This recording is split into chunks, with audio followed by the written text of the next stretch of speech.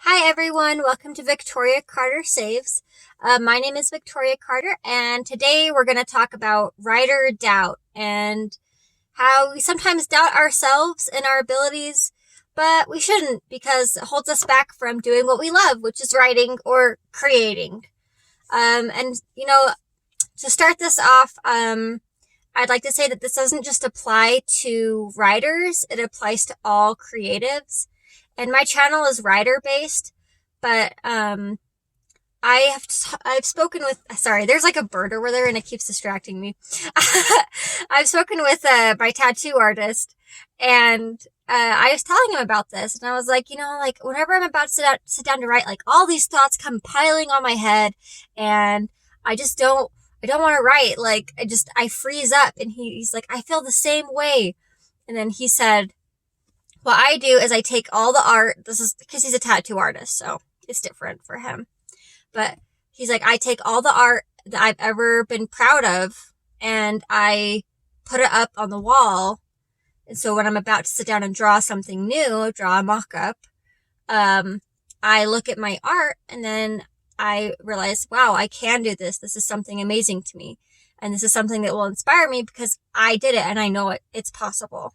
And I think knowing that whatever you do is possible to do, it inspires you. So my tip number 1 is to finish something. It doesn't matter what it is, be it novel, be it short story, kids chapter book, I don't know, whatever it is. Or I guess if you're just a creative, finish something to the end. And I promise you, once you realize like that you can do this and that this is possible, it will help push you forward. My second thing I did to help myself when I was struggling with this is I would always write around the same time and in the same place every day. So what I used to do is I used to go to the library at my local library and I would write. And oftentimes at that time of the day, there wasn't a lot of people there. So I could hop on a computer, and I tried to hop on the same computer. Sometimes it was taken, so I had like a secondary computer, but my brain started generating creative ideas, and I was so excited about what I was about to write that I didn't have time to feel doubt. But I do have to say that as I was driving to the library, I was feeling a ton of doubt. Like, should I even go in? Should I do this? Like, is this even worth my time? But once I did it, I was happy that I did it. That leads me to the next thing that I've tried with self-doubt. And it's interesting because I've tried all these different things, because they've worked at different times in my life. So they might not all work at the same time, but you should certainly try them and see if they work for you. So one thing I've tried is I got a planner, and, they have like parts where it has like your day, like Tuesday, Wednesday, Thursday, etc. And I wrote on my planner right before, if I had any doubts, I would write down what my doubts were on one side of the planner of the day. So like Tuesday, it was split in half. That was just the way my planner worked out, but you could do a journal. And I write down my doubts, like what I was exactly feeling, and then I would turn it on its head. So for example, I would write, I don't have enough time to write. That's why I'm not doing it. I don't have enough time. I need like 3 hours uninterrupted to write, or whatever it was. I need an hour.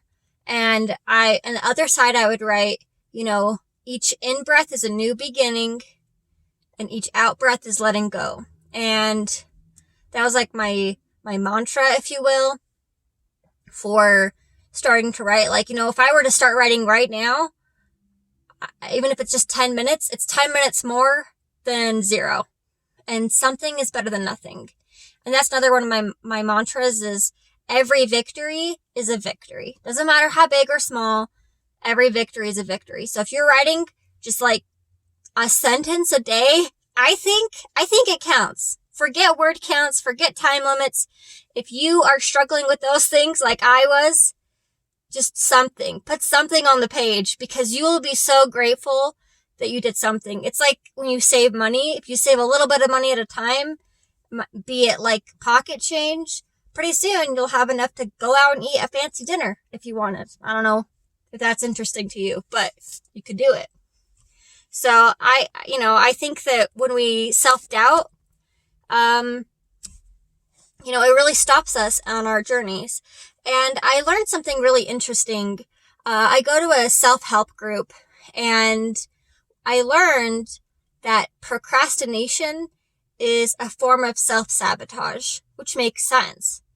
And it's us sabotaging ourselves. And so we put things aside because of whatever reason that we do. But we put things aside, and instead of getting it done, we do something else, and then we get frustrated that what we wanted to get done with our day didn't happen. And that really, struck home for me, because with self-doubt, it doesn't go away. I don't feel like in anything I do, it goes away unless you hyper focus on what your goal is. So if you think of an Olympian, this also helped me a lot. I watched a documentary about Olympians, and I realized that Olympians don't think about, am I going to lose this race? What if I trip? What if I fall down? They don't think about that kind of stuff. Like, normal people think about that kind of stuff. And they see the competitors and they get really nervous and really worried. And that's how we